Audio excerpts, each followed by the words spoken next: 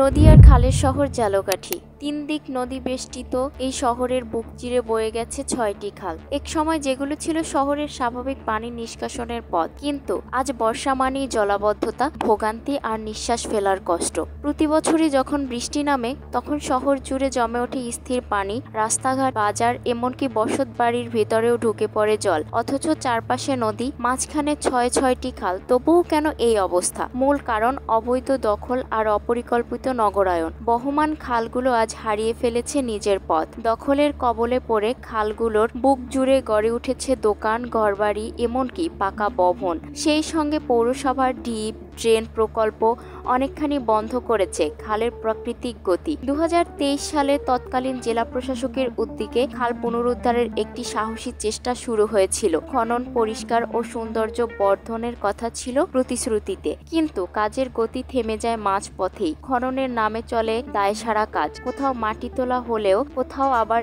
স্পর্শ করা হয়নি। ফলে মৃত্যুপ্রায় খালগুলোতে প্রাণ ফেরেনি, পানির প্রবাহ নেই জীববৈচিত্র্য। বর্ষা এলেই তাই শহরের মানুষকে গুনতে হয় জলাবদ্ধতার চড়া মাশুল। এখন প্রশ্ন একটাই, এভাবে আর কতদিন? আগামী বর্ষায় ঝালকাঠি শহর ঠিক কতটা পানির নিচে যাবে তা হয়তো সময়ই বলে দেবে। হাবিবা হিরা, সার্চ বিডি নিউজ।